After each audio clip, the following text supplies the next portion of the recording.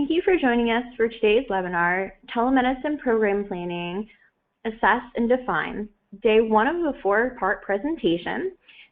And should you have any questions, we will accept them at the end of the presentation. Now here's Caitlin Huntington.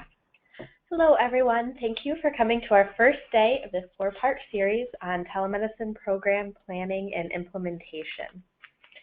So I'm going to go over briefly at the end of these 4 weeks our course goals. You're going to be able to assess your organization's need for a program, develop a working plan for program implementation, recognize effective evaluation strategies to assess the success of your program, communicate telemedicine to patients and staff, and you'll have the knowledge, skills, and resources to create a successful telemedicine program. So for today, we are going to talk about some definitions. We're going to do an introduction to program planning. We're going to look at some needs assessment and readiness assessment. So for those who are not familiar, a little background on who AHI is. We are an independent nonprofit organization that partners with regional healthcare providers and community-based organizations to improve care, lower costs, and realize a healthier future. So a few definitions. You always hear telehealth and telemedicine. Is there really a definition between those two? And depending on which organization you are getting the definition from, sometimes there is, sometimes there isn't. New York State has defined them differently. So New York State defines telehealth as the use of electronic information and communication technologies for delivering healthcare to patients at a distance. And this includes pretty much all aspects of their care. So that telehealth is really more on a broad range of it. Telemedicine is more focused, and it's strictly just two-way electronic audiovisual communication. So it's basically your video conferencing.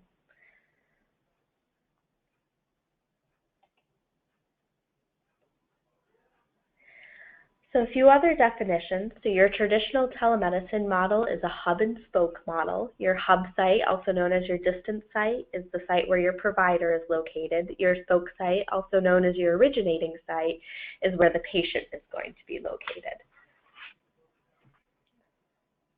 So telehealth providers, these are the people who are eligible to provide telehealth that New York State has ruled for Medicaid.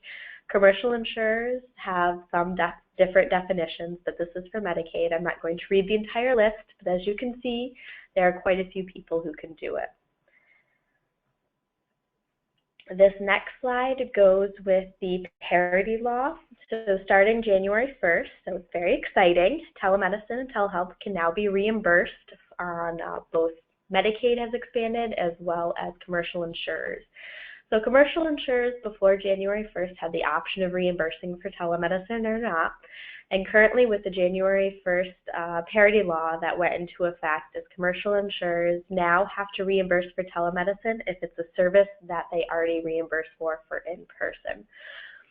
And Medicaid also expanded what their telemedicine policy was in New York State. This list is strictly for Medicaid. As you can see, they did some updates in March, and then in that second column, that is what was added into starting with the parity law on January 1st. So a little bit of a background into program planning. So why not just stick straight to the implementation part? Why do all of this? Because you need to have a good foundation. I always like using the example of a 110, 100, 1000 cost. This is something you see in business, but I think it really applies to this. And basically it comes down to making a mistake in the assessment is not going to have as big of an impact as making a mistake in the finished program. So by doing this program planning, you're creating and you're going to work through all the details and you're going to think about all these options. And this way you're going to be able to come up with some ideas, you're going to be able to catch things as they come through. So when you do actually get to go through and implement this program, you're going to have a really solid base for it. So the biggest thing that I cannot keep stressing enough is when you are looking at developing this, just remember SMART. It's specific, measurable, achievable, realistic, and timely. These are really going to help you develop goals for your program. So specific is what will you achieve? How will you know that it's been done? Measurable is exactly how it sounds. How are you going to know that you've met expectations with this program? What are you monitoring to show that this program's been effective? Achievable, you're looking at how realistic it is for this program. Relevant, you want to make sure this is matching your mission and your strategy. You want to make sure that you're not going to implement something that's so far off from what you've been doing before that it's not going to be successful. Same thing with timely. How long is this going to take? Is it going to take too much time or not enough time? When you're going through this, you don't want to say you're going to implement a program in 2 weeks. That's nowhere near enough time to get this up and running. But at the same time, you don't want to say, oh, we're going to have this implemented in 2 years from now. But now you're giving yourself too much time and things can fall by the wayside. So what are your first steps in doing this program planning? And your first step is really to focus on your needs assessment. This is going to help determine your priorities and where your gaps may be for this. And it doesn't have to be a formal needs assessment. It can be a really informal one for what you're looking at. Sitting around the table, or if somebody just asks you, you're probably going to know off of the top of your head generally where you may be lacking services or where you may be able to improve something with telemedicine. So when you're looking at your needs assessment, these are some things that you can look at to kind of figure out where telemedicine is going to work for you. You can look at your health status, the demographic and socioeconomic status of your population, the service availability, your referral patterns. Maybe you want to be able to use telemedicine for more education events between your sites. And the key one, too, for reimbursement is you want to look at your payer mix. Medicare, Medicaid, and commercial insurers are all going to reimburse differently, so it's very important to look at this mix to determine how you're going to get reimbursed. So when you're looking at your numbers, are there certain types of patients that you have to send to another hospital? What will be driving your readmission rate? Maybe there's something that you can use remote patient monitoring for. You know, look at what type of specialist you're missing and you can focus on that area. You know, look at how much traveling you have to do. Maybe you've got off-site clinics that you can implement telemedicine into and cut down maybe on an extra hour of driving for your patients. The other big step with this is after you've done your needs assessment is to do a readiness assessment. And what is a readiness assessment? Basically, it's figuring out if your organization is ready to implement this program, if you're going to have the proper support, and if you're not going to have the support, where you might run into barriers with this. So a readiness assessment is looking at 4 things. It's looking at your strengths, your opportunities, your weaknesses, and the threats. So as you go through this, a couple of questions to answer with this is, how is this program going to align with current vision, mission, and the strategic plan? It's really important when you're implementing a program to make sure the values that you have with this program are going to match what you're already doing. You know, what are your resources? Is there funding out there for getting equipment? The biggest one is, do you have a champion for telemedicine? And this is really important, not only to have a clinical champion, but also to have administrative champions on board with this. And as long as you have a champion, you're going to be able to have that one person you can go to and help keep pushing this through. This is a new program. It's going to take a little while to get it going. And by having that champion, you have that little extra boost.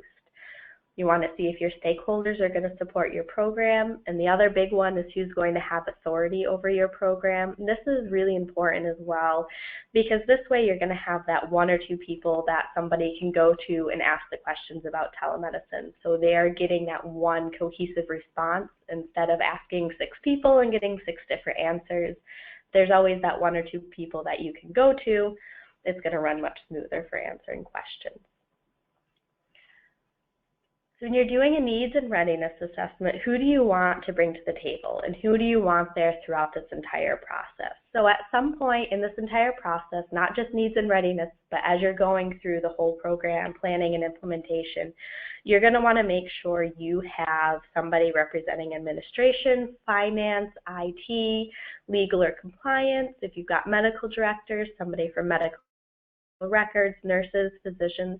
Basically, you're looking for anybody where this telemedicine program is going to affect them. Now, you don't need somebody from every single department in for the entire process. You can bring them in at various times, but they all need to be aware of what is happening so you have the proper support.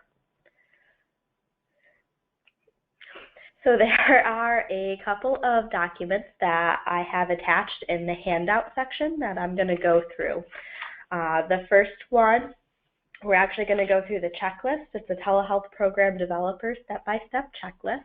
This is from the California Telehealth Resource Center.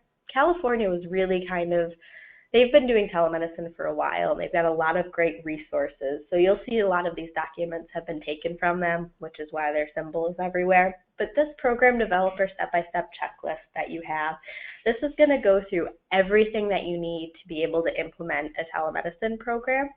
So for each of the next webinars, I will be referencing the different sections that you'll want to go through and complete before you move on.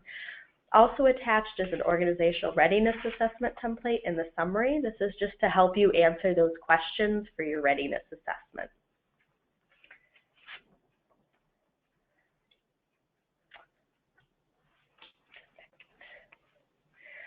So for your first step with your program developer step-by-step checklist is your assess service needs and environment checklist. It's just a simple 5 questions, and once you have those answered, you know you're ready to go on to the next step.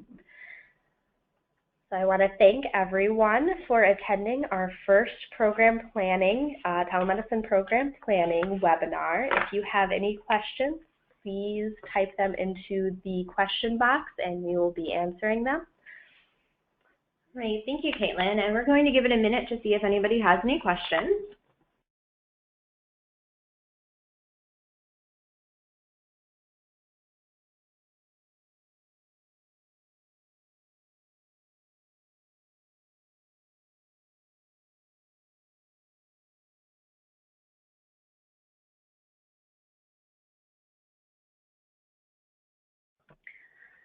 All right, so it appears right now that we do not have any questions coming in.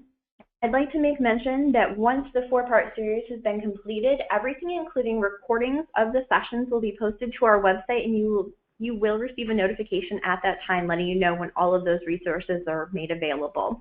Thank you very much for your time. We look forward to seeing you at the next session. Have a good day.